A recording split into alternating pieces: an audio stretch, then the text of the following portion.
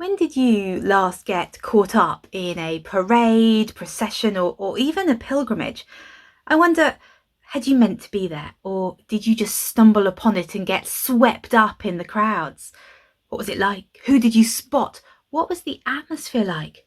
Did it make a difference to you and to others? Now, here in Northstowe last winter, with great anticipation and excitement, we held our first ever community parade as part of the Northstowe Winter Festival. Those of all faiths and none came together in those dark winter months to look for signs of light and hope, picking up on the many religious traditions which celebrate light in the darkness at that time of year, as well as the simple joy of people coming together to be part of something bigger than themselves. For those of us who were there was a tangible sense of excitement. We gathered outside the primary school, a loud hailer calling everyone to attention, children's faces alight with expectation, tightly gripping their parents' hands. Homemade lanterns held high in the air, and we were off, stewards in high-vis jackets directing the unstoppable flow of people. More joined as the parade snaked through our new-built town, as newcomers found their place in the mass of moving people. Over on the green, another crowd was gathering, waiting for the parade to arrive with expectation. Another loud hailer shouted out encouragement and welcome, celebrating the creativity of the lantern makers and the behind-the-scenes enablers and those who had braved the sleet and wind to cheer them on. It was an opportunity to belong, to be encouraged, to celebrate and to hope. Now this weekend, those of us who follow the Jesus tradition will be telling the story of another parade, one from long ago, one that also brought about belonging, encouragement, celebration and hope, not just in the moment, but in the unexpected events that followed. Perhaps you can picture it. Crowds thronging through the streets of Jerusalem, a hubbub of different accents and languages, different clothes, as Jews gathered for the Passover festival.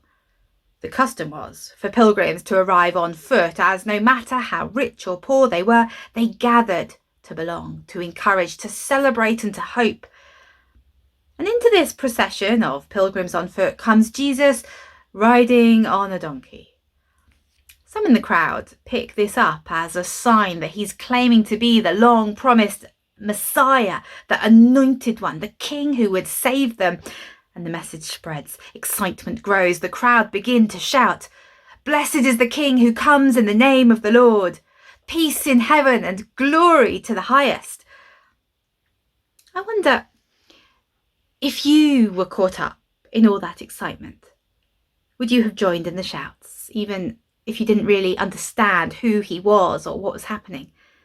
And the rumours were flying fast. He's a teacher and miracle worker, the one who would save. I wonder what you'd have been longing for if you were there. A political leader who would overthrow the Roman oppressors, a religious leader who would overcome corruption.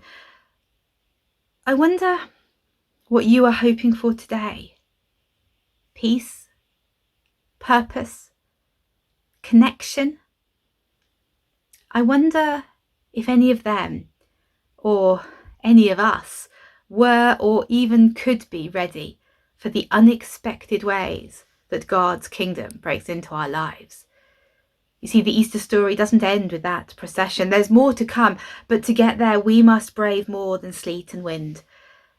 Over the next few days, contemporary followers of the Jesus tradition tell the story of what happened next, prayerfully reliving these moments as we add our cries and longings to the story. And it's a story full of sadness, suffering and soul-searching, but ultimately resolving with good news, as Jesus' death and resurrection open the way for us to belong, to be encouraged, to celebrate and to hope. So perhaps this year you too might allow yourself to get caught up afresh in the pilgrimage of this story, to add your cries of longing to the shouts, and then to keep walking, open to the encounter with the ancient God who hears our shouts and changes lives today.